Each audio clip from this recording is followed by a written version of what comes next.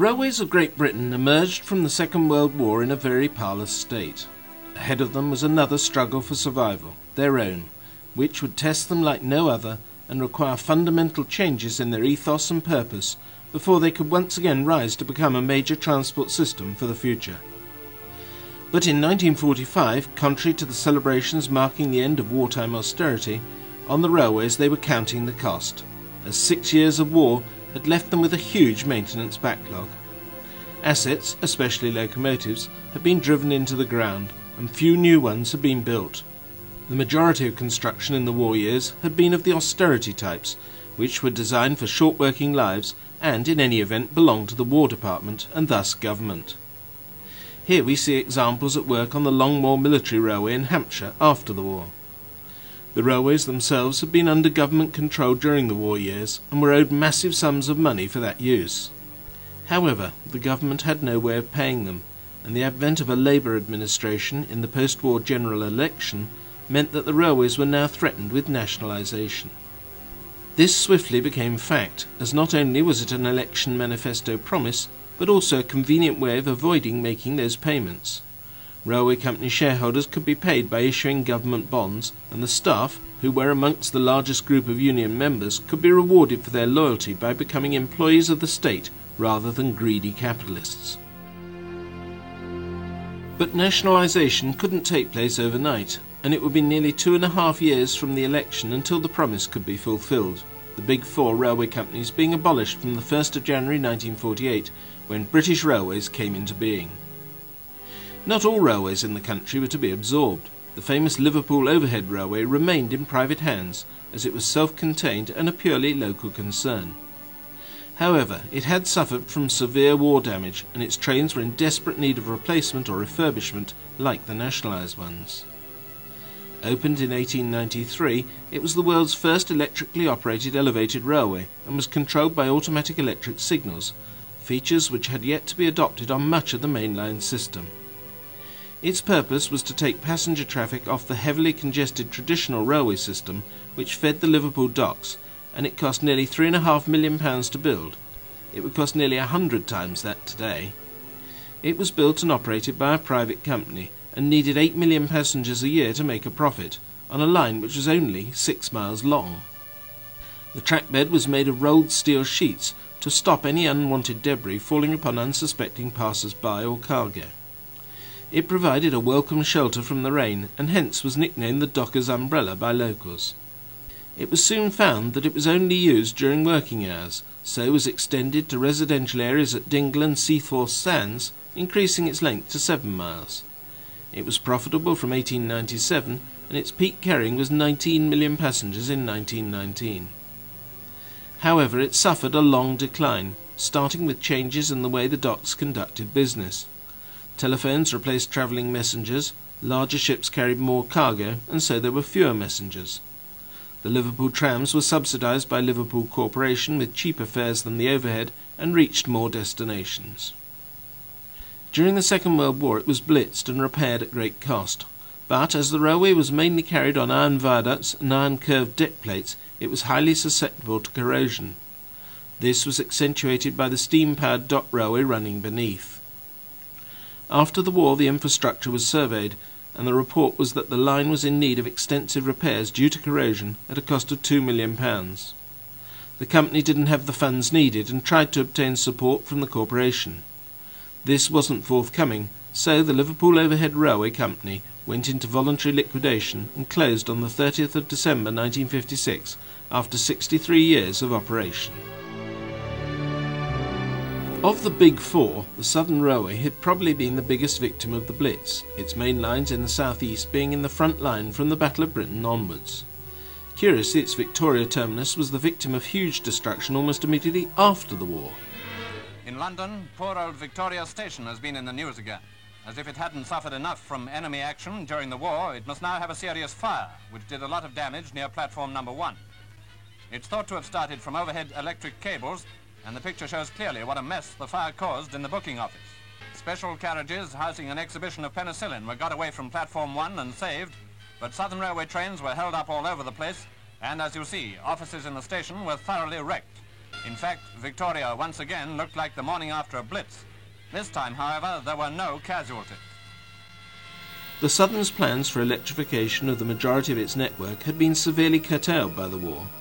During the middle of the 1920s, it had electrified the majority of its suburban network, and, although slightly slowed by the Great Depression, it had managed to put the juice rails, as the electrical third rail laid alongside the running rails was popularly known, on 3 of its main lines before the outbreak of war, to Brighton and Portsmouth from London, and the coastal lines between the two and on to Hastings. Each would be a starting block for further electrification, with the lines to the Kent coast and to Southampton and Bournemouth the next to be tackled. It also wanted to extend down into the West Country to Exeter. Since this was the main thrust of the Southern Railway's investment plans, there was little incentive, and few funds, to build up or replace the steam locomotive fleet. The intention was to concentrate on electrification, with steam being displaced to those parts which were furthest down the list for electrification. Since this would be completed within 2 decades, the most recent steam types would be reaching the end of their economic life as the electrification programme was completed. The last lines to Maidstone by both routes and to Gillingham had had the 600 volts DC switched on from the 2nd of July 1939. This was just 14 years from the start of Southern electrification, but it would be another 20 years before any further extension to the system would take place.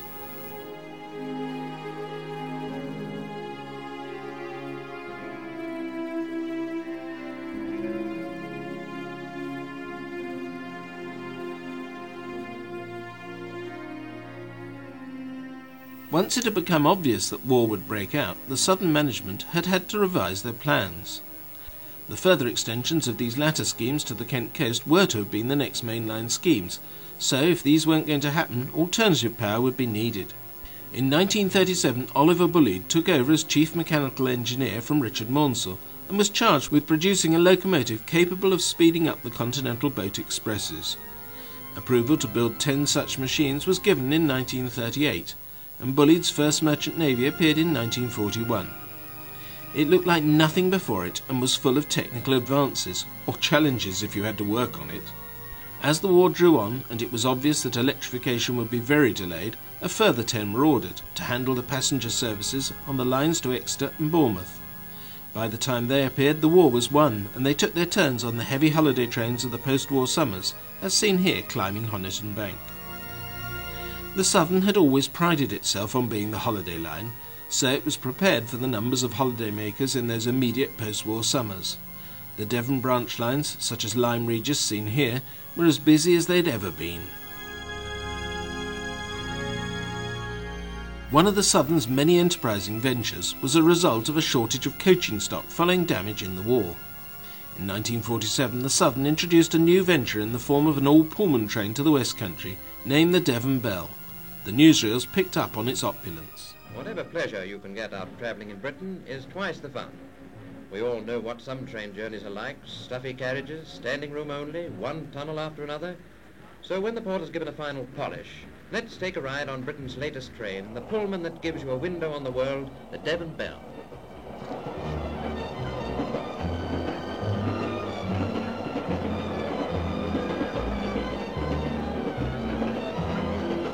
These folks are not only travelling through some of Britain's loveliest countryside, through rolling farmlands to the West Country, but they can see it all in comfort. This is travel as it should be. You can even make faces at those common trains that go by without pricking your neck.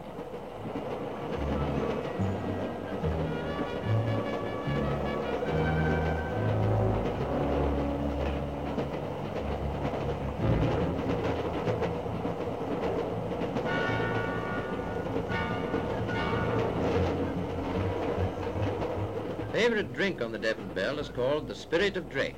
Drink enough of it and you'll see 4 times as well.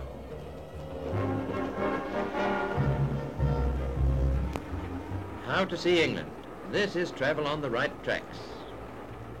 Another use of Pullmans was in ordinary trains. Again, it was on the Southern. Refreshment cars are back, with a difference.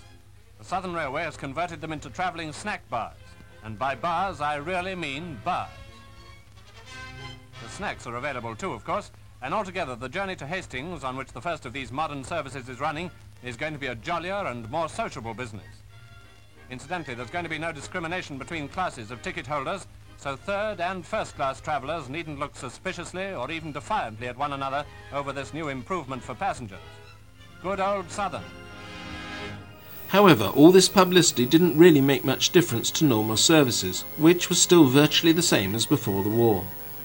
The Southern still had its inheritance of older locomotive types for the majority of services, its make-do-and-mend attitude to steam having been most obvious in the case of the Remembrance class, which had been built by the Brighton Company before grouping as large Baltic tank engines. They had been the principal express locomotives of that railway until the Southern electrified the Brighton main line in 1933. Effectively obsolete yet still quite modern, the 6 locomotives of the class weren't really suitable for use elsewhere. So an ingenious solution was devised, a perfect example of the Southern ethos, to rebuild them as conventional tender engines for use on the former London and South Western Railway main lines out of Waterloo to the west of England and Southampton and Bournemouth, which were, even at that time, seen as the last group of lines to be electrified. The reasoning was that these conversions would have a useful life of around 15 years, by which time these lines would have been tackled. In the event, as we've seen, no more electrification took place after 1939, so these engines emerged after the war still doing the same work, and doing so for another 10 years after that, when they were really ready for retirement.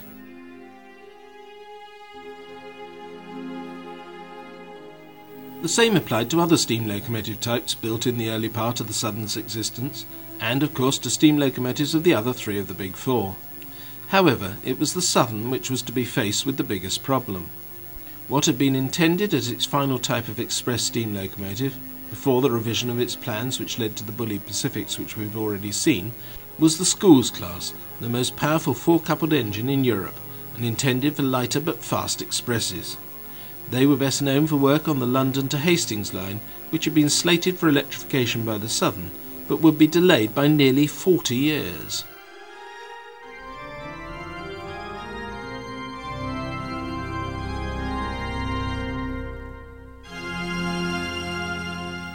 Wartime austerity meant that most locomotives were plain black by the end.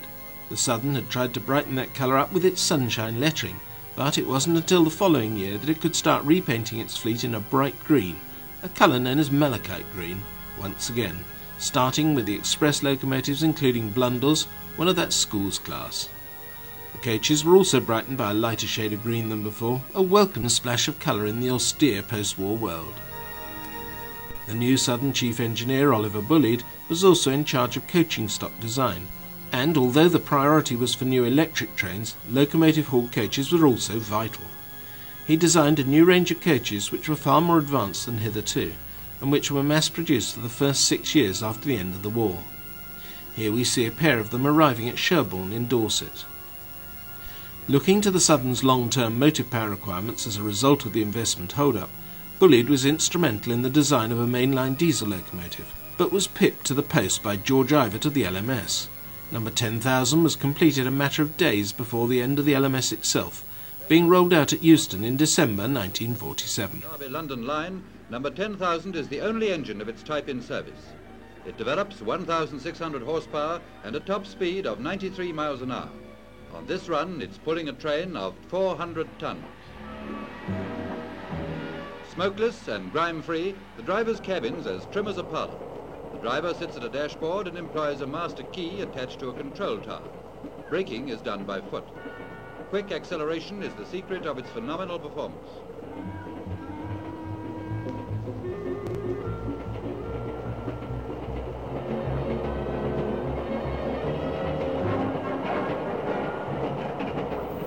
It wouldn't wear those bright shiny letters LMS for long. On the 1st of January 1948, British Railways came into being. LMS, LNER, GWR and SR would no longer rule the rails. The new company had inherited more than 20,000 steam locomotives, a handful of electric locomotives, a few diesel shunters and one mainline diesel locomotive. The first priority was to incorporate them all into one fleet. Renumbering would cause chaos, so the time-honoured system of adding a prefix was used. GW engines retained their existing numbers. Diesels were in the 10,000 range, electrics 20,000, Southern engines had 30,000 added, LMS 40,000 and the LNER 60,000. BR's own designs would later use the 70,000 to 90,000 range. The question of liveries then lifted its head. The new man in charge of locomotive affairs, he wasn't given the traditional CME title, was Robin Riddles, and he set up what was known as the Beauty Parade of locomotives for the members of the British Railways Board to view in order to decide. Riddles was an ex-LMS man, and his team was mostly drawn from that massive company. For the viewing, some ex-LMS locomotives were repainted in a variety of colours based on those of the old companies. It was generally agreed that plain black would be used for freight engines and blue for the main express engines. Secondary express engines would be a dark green. However, controversy ranged over the colours for mixed traffic engines, but after the parade it was decided to go with black lined out in red, cream and grey, the colours of the old London and North Western Railway, the largest constituent part of the LMS. Coaches were also subjected to some experimental colour schemes, but the first choice was crimson red with cream, a colour that had no associations with any of the Big Four or their forebears, and it was generally considered to be very successful. The blue for express locomotives wasn't a success as it faded badly, so it was decided to extend the secondary dark green to all express locomotives. This looked superb on the ex-GWR Kings, which wasn't really surprising, as a dark green adopted by BR was the old GWR dark green in any event. After a while of spelling the name British Railways out in full-on tenders or tank sides, an emblem was designed and applied to locomotives in its stead. This became known as the Cycling Lion. Designing new locomotives and rolling stock for the new state railway system would take some considerable time, and the first priority was to decide what form these should take. Before the war, on the continent there had been a massive programme of electrification, and this was being continued as those railways, which had suffered far more damage than the British system, were rebuilt. In Britain, electrification had been seen as the way ahead, but except on the southern, little progress had been made. The start-again philosophy on the continental railways wasn't possible here, so a period of trial was considered the best way forward. This took the form of the completion of the LNER's suspended project to electrify the Woodhead route through the Pennines, and this became the flagship project of the British Railways Board in its early days. It would take until 1954 to complete the work, just a year before it was effectively declared obsolete, when it was announced that all future electrification, except that on the southern region, would be at 25 kV AC. But that was the future. What was needed was a stopgap policy to update the railway's locomotive stock as soon as possible. Initially, the British Railways Board decided to continue to build locomotives to the designs of the Big Four, such as the LMS Black 5s. In total, 1,538 locomotives would be built to these pre-nationalisation designs over the next 8 years. At the same time, the locomotive design team prepared specifications for a range of standard locomotives for future construction. A range of 12 to cover all types of work was drawn up. Some of these were simply mild reworks of some of the LMS designs, but the first of these to be built was the Class 7 Pacific, a completely new design, the prototype of which was unveiled to the world in 1951, 3 years after the formation of British Railways. Loco number 70,000 is ready for service. It's the first of the new standard locomotives, so the Minister of Transport, Mr. Alfred Barnes, gives it a name and his blessing. Suitable for express passenger or fast goods trains, the new standards include the best ideas from the pre-nationalisation types. It's the first of 25 now under construction at Crewe. But when they're all standard, isn't life going to be dull for those who love the old giants of the Iron Road?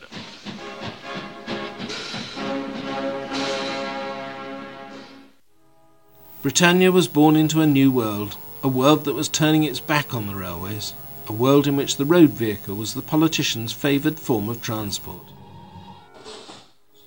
Where the publicity films had been about railways previously, now it was just transport.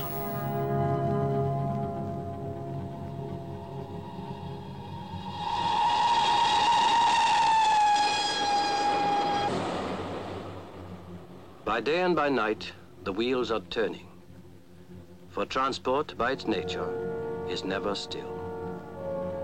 Transport crosses the lonely stretches, so that people and things may meet where they should.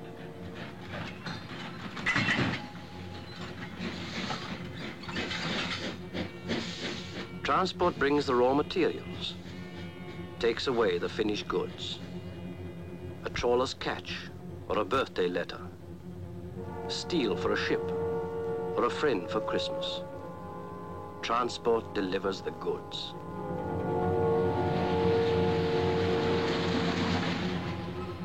Transport means people.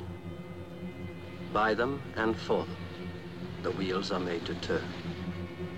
All through the day and on through the night, so that a world may live when it wakes.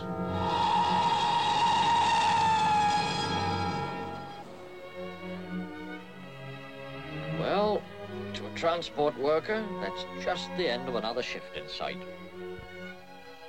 Maybe you're coming down that last bit of bypass, or shutting off steam for the run-in. Anyway, the feeling's much the same. I know, because I've had it many a time. The night's behind you, and rain or shine, the morning looks all right. You're looking forward to signing off, getting the grit out of your hair, and a nice plate of bacon and eggs.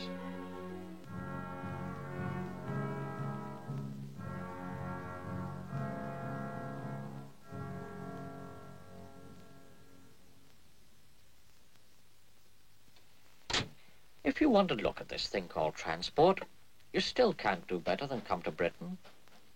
It was our grandfathers who gave it to the world. Now we're trying something new again, and thereby hangs a tale. You can always tell if a transport worker's happy by the way he binds. They criticize, they grumble, they say you can have it, but you try taking it away. Ordinary men who see that wheels discharge their obligation. Skill, integrity, and a way with metal. With them, disputes and arguments never threaten safety, for that depends on the best there is in men, beyond creed or difference. Confidence and courage, that is their heritage from the country that bred them. A small country with a long history that has thereby had time to give much to the world. In the 19th century, Britain was turned into a land of iron and steel, sweat and riches, prolific energy and trade. And transport? That which had sufficed since Roman days was hopelessly inadequate. Coaching roads and rutted lanes, turnpikes and tolls, such things were fast outmoded. They built new roads to link the factories and cobbled ways to take the heavier loads. They dug canals, created a web of waterways. Barely was it done when they invented something new.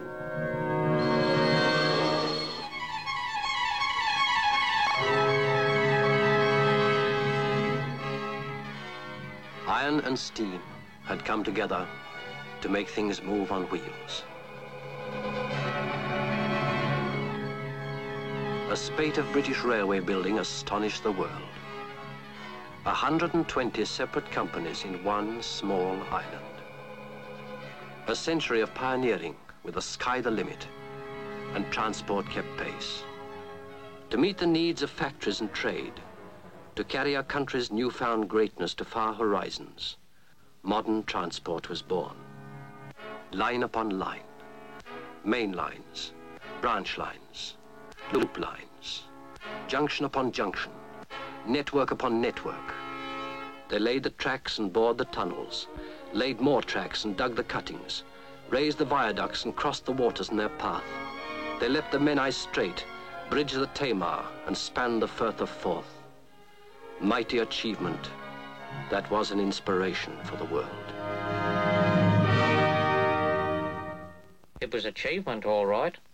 The trouble was that often there were too many achievements all in the same place. Take my part of the world. It was a question of getting coal to Leicester.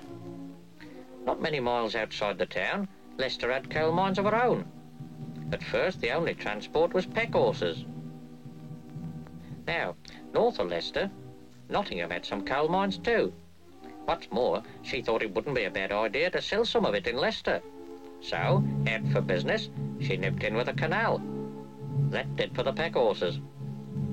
Leicester, quick to get the point, answered with a canal of her own. Within 2 years it was useless. I think it was built by a Nottingham firm, but I don't suppose that had anything to do with it. Anyway, then Leicester, really raised, built a railway. That did the Nottingham Canal a bit of no good. Now it was Nottingham's turn, with another railway. It must have been cheap in them days. And there you are. 2 canals and 2 railways, all to do one job. And what was the result of that sort of thing up and down the country? Well, you can still see it today. It was enterprise, but it was costly. Disused relics designed for movement, for transport, and the vitality it brings. Now they lie empty of life, left behind in a race that moved too fast. Sadly, some of the claims in that film were a little over the top. Not all transport workers were happy. As a result of the investment famine, many 1930s practices hadn't been updated. For example, the lack of decent accommodation for engine crews working on lodging turns, where they would take a train one way only, staying overnight at the destination, caused a dispute with East Coast Main Line crews. Unused railway tracks. That's the picture on Whit Sunday when drivers and firemen continued their protest strike against new lodging terms. Locomotives piled up in the yards, and the confusion, of course, spread to the whole railway timetable in regions affected. King's Cross Terminus was a scene of desolation. Special notices were used to cope with the situation. 1 or 2 trains which did leave proved that there were some drivers not in sympathy with the strike. Here's one man's opinion. I've been a driver on the job for practically 20 years. I consider the logging job better than what they used to be. I consider this strike was not justified, as it's letting the country down and also the public down. It's essentially the job should be worked, and I consider this never ought to have happened. And it could have been avoided if the men had gone the right way about it.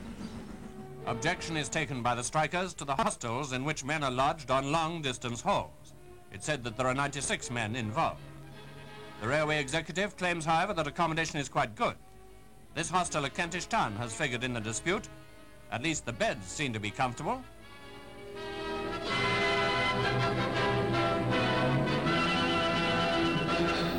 The East Coast locomotive men were the elite of their time. Before the war, the LNER had created an image of style and speed through its promotion of the streamlined trains powered by Sir Nigel Gresley's Class A4 Pacifics, and one of these, Mallard, had secured the world's speed record for steam shortly before war broke out. In the straitened circumstances of the post-war railway world, there was no opportunity to reinstate the cracked streamliners, as maintenance backlogs meant that few stretches even of main lines were suitable for high-speed running. Nevertheless, British Railways was to reinstate a non-stop service from London to Edinburgh in 1949 as the Capitals Limited, a train which had the same streamlined A4 Pacifics at the head, but had no observation car, no hairdressing salon, no cocktail bar, and none of the pizzazz of the pre-war streamliners. It took 7 hours 40 minutes to reach the Scottish capital, compared to the 6 hours flat of the pre-war train, and 7 hours 45 minutes of the Scotch Express of 1888. Nevertheless, it was a first, if tentative, step on the road to service improvements, and over the next few years, as the maintenance backlog was slowly eliminated, the train was gradually speeded up, and in another coronation year, 1953, renamed to celebrate that event. Sadly, the enigmatic coronation name wasn't reused, but the train became the Elizabethan. These views show the new train at York, where the signalling was due for renewal. British Railways was desperate for good news stories, so the completion of the re-signalling here, instigated by the LNER and once again held up by the war, was the subject of a contemporary documentary. Passengers for York, long brought safely in by the men who handled the 867 levers controlling the lines into the city, now finish their journey in charge of the largest route relay interlocking scheme in the world. Completed at a cost of more than $500,000, the new all-electric finger and thumb operated system does the work of 8 of the old-style boxes. The turn of a switch works the signals and sets the route.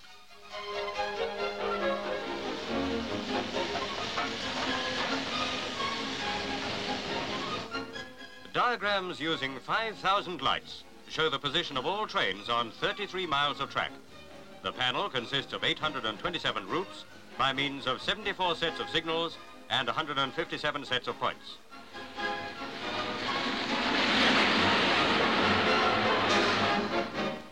Above the diagram is the traffic register, which shows the position at the 16 platforms and the sidings of York Station. With the new system, North Eastern Region achieves economy and safety and steps up speed in transit. A similar story came from Waterloo. This week's information story comes from Waterloo Station. At the peak hour, 7 trains leave or arrive here every 5 minutes. Behind their safe journey in or out of the station lies a complicated system centred in Waterloo's signal box. On a coloured panel are shown the track circuits within 2 1/4 miles. Every train is indicated, the exact position shown and its progress charted. 309 signal levers control all the rolling stock within the area. When a train nears, the lever is released and locked. The relay box goes down, the line is signalled clear and the train can pass through.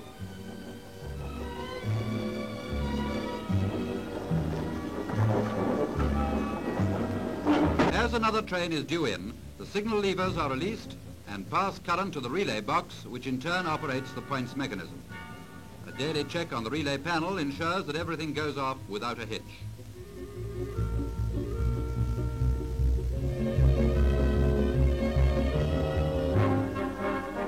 This is the other side of the main indicator panel.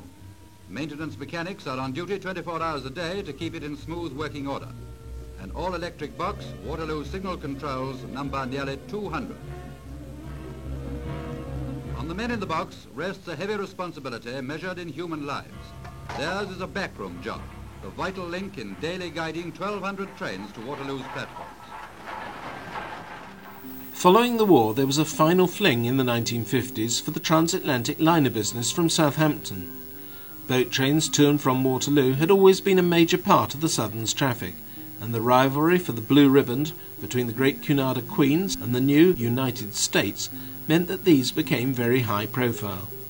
The Southern Railway and its successor under British Railways, the Southern Region, kept special trains for this traffic, and the latter was to dedicate the members of Richard Maunsell's Lord Nelson class, with their fine seafaring names, to this traffic. Since shipping is subject to the state of the tide, trains could be required at almost any time of day, and queue timetables, queue for as required, had to be scheduled. Crossing the Atlantic by aircraft wasn't yet an everyday affair, and when the royal children went abroad or the Prime Minister Winston Churchill went to the USA, it was by ocean liner. A major legacy of the Southern Railway was its great port at Southampton and the new ocean terminal where the Prince and Princess would embark and where the great war leader would be welcomed back by the press. Prince Charles and Princess Anne, who began theirs at Waterloo Station. In a special coach on a holiday relief train, they left for Southampton to board the Royal Yacht Britannia for a tour of the Western Isles with their parents. The liner Queen Mary is in the news because she's just brought home Mr. Churchill from his visit to America and his holiday in Jamaica. The Prime Minister was looking well and cheerful. As he came ashore at Southampton, he paused at our mic long enough to give this brief summing up. Here we are again, after a very pleasant voyage, and after an agreeable change in most salubrious surroundings. Having crossed the Atlantic in one famous Cunarder, Mr. Churchill now completed the journey home in another.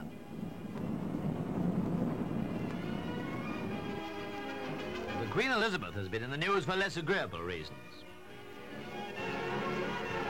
The giant liner has been undergoing an extensive overhaul, and 2 outbreaks of fire on board have been reported. Both were quickly dealt with, but coming so soon after the burning of the Empress of Canada at Liverpool, it was natural that the possibility of sabotage should be investigated. The other major port bequeathed to the British Transport Commission by the Southern Railway was Dover, to which the famous Golden Arrow service was restored after the war. The train was initially hauled by members of Bulleid's post-war Light Pacifics or West Country and Battle of Britain classes. These were built continuously until 1951, and 110 were built in total, making them the most numerous class of Pacifics in Great Britain. Calstock, seen arriving at Dover Marine Station in 1950, was completed in February that year at Eastleigh, one of the final batch of these engines. The building of so many of these large engines was to cause some controversy in the press at this time, as some members of the class working on the lines west of Exeter were used to haul trains of just 1 or 2 coaches. This was seen as an extravagance and came at a time when the general message was that the railways were very hard-pressed for investment. It was, of course, the product of the revision of the electrification plans and the need to build more steam engines for the Southern Railway. But Bulleid was always controversial. Another of his projects would cause letters to be written to the Times, the tavern cars. The local takes to wheels as Britain's nationalised railways open the first travelling taverns. With oak beams, settees and that oldie-worldy atmosphere, the tired businessman can in future pretend he'd already in the country pub. An extra attraction, no licensing hours. The railways simultaneously step up dining comfort for the travellers. Previously accustomed to an ounce of soot with every meal, diners can from now on be assured of 4-star hotel efficiency. Bulleid also produced some strange double-decker suburban trains. The bus train takes to the rails. At London's Charing Cross, Britain's first double-decker train is sent on its way by Mr. Morrison and given an approving once-over by its drivers of tomorrow. For its maiden journey, this all-British-built train has distinguished company. Transport Minister Alfred Barnes and the Lord President, himself a frequent traveller on this Dartford line. The first verdict on the newcomer is favourable. With seating capacity increased by nearly 50%, the down and up compartments will ease rush hour problems up and down the lines. The 2-decker and its passengers are given a civic reception at Dartford, journey's end. They say it's nice travelling upstairs, but you'll duck when you come to the bridges.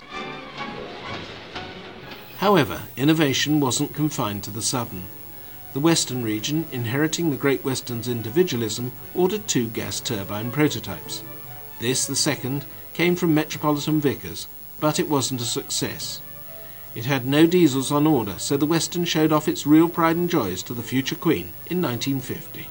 It's said the Queen has a fondness for steam trains. Was this where it all began? Swindon, celebrating the Jubilee of the Borough, gave a royal welcome to Princess Elizabeth. A visit to the railway works was one item on an extensive programme, and here Her Royal Highness watched the casting of her own name and evidently found it rather fascinating.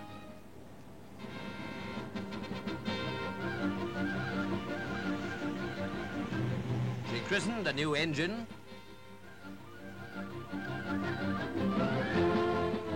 and boarding the footplate of another, she herself drove it from the sheds to the platform.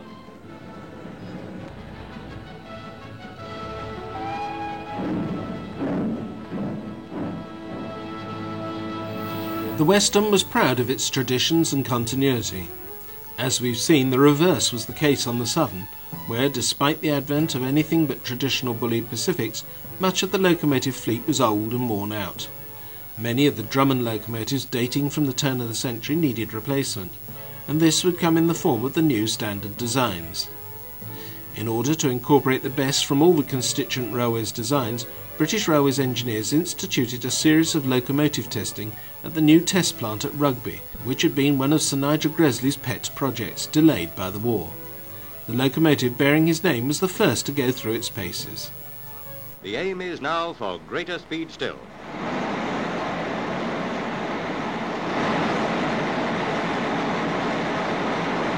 At the newly completed Rugby testing station, the latest type of roller bench is used as a stationary test bed.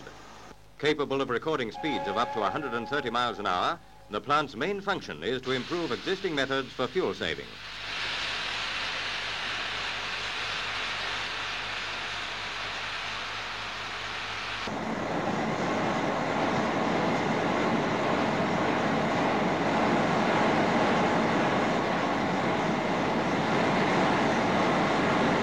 In the instrument room, a complicated panel of dials records all speed and lubrication data.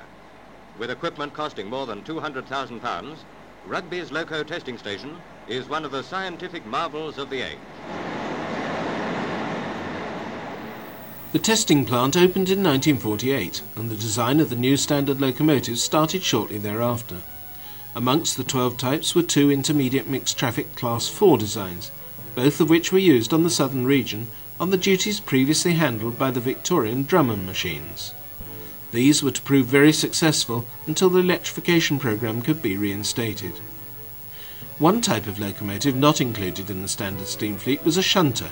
For these duties the board decided diesel shunters were required. In addition, other modern ideas were being tried out, at last, to attempt to reduce the labour costs which were crippling the railways. To the railway's signal boxes comes the radio, not to play music while you shunt, but as an aid to marshalling. At Whitemoor Yards, uncoupling orders are now given over the air. Eastern Whitemoor to Shunt Baker. When you're finished in 23, George, you will go into 22. Over. Your message received and understood. Listening out. Bringing about a much quicker turnaround, radio control is a must in combating the railway's oldest enemy, the fog. Up to now, old-fashioned hand-placed detonators have been fighting a lone battle.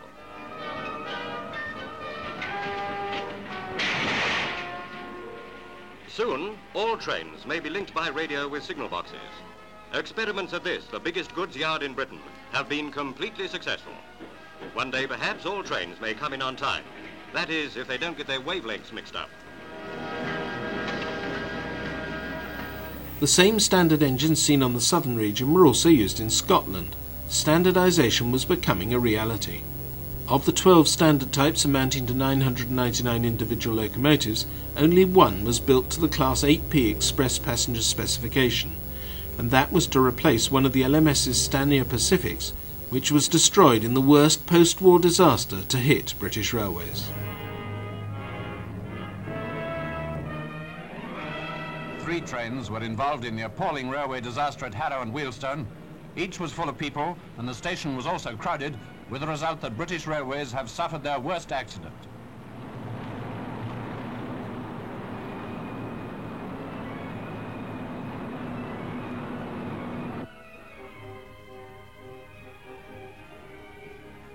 The clock stopped at the time of the crash. While the Tring to Euston train was standing in the station, the night express from Perth ran into it, causing fearful damage and chaos. Then the Euston to Manchester express collided with the wreckage from the first collision. The scene has been described by an eyewitness as being like a battlefield. Certainly no exaggeration, for casualties were on a terrible scale.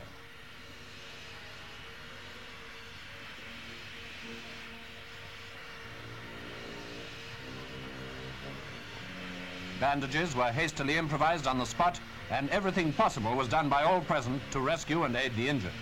It was a grim and difficult task in the dreadful conditions prevailing. American troops from a nearby headquarters were quickly on the spot with invaluable blood plasma, but many of the injured were trapped in the wreckage.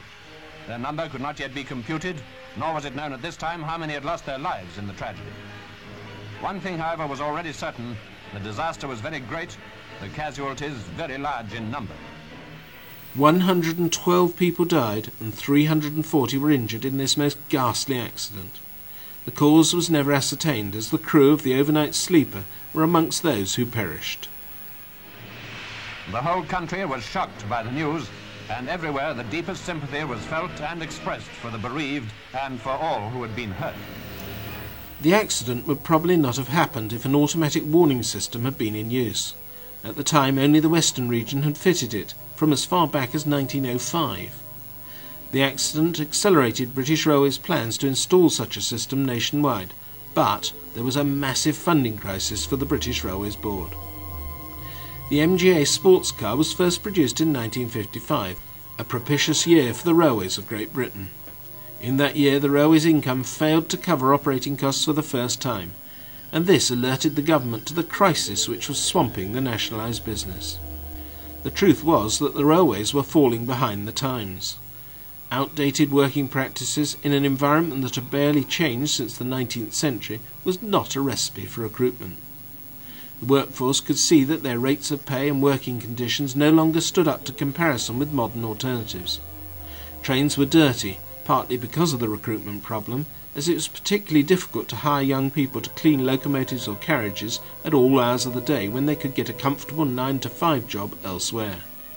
Furthermore, the ethos of a job for life, such as that offered by the railways, was beginning to break down, and young people had had enough of a regimented existence during national service. To the post-war generation, a new job in the growing road sector was preferable, and the availability of motor vehicles to all parts of society gave greater personal mobility. The general public would still go on annual holidays by train, but day trips were now by bus. Already alienated by the conditions of the railways in the war years and their seeming inability, despite all the positive images that the newsreels put out, to clean themselves up, they were taking to the alternatives provided by the roads. In political terms, the governments since the war had given little support to the railways. The post-war Labour government's declaration that the railways would have access upon nationalisation to all the resources of government for funding had proven hollow, and the change to a Conservative administration in 1951, whose priorities were for private enterprise rather than nationalised industries, further undermined the railway's position.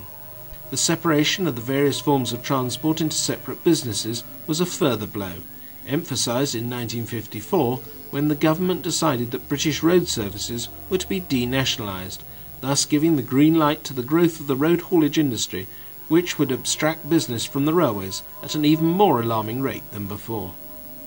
This was brought into effect on the 1st of January 1955, so the midpoint of the 1950s was the critical point for the railways, now losing money and their traditional role at an alarming rate. Something had to be done. The railways had to be modernised, and even the government realised that.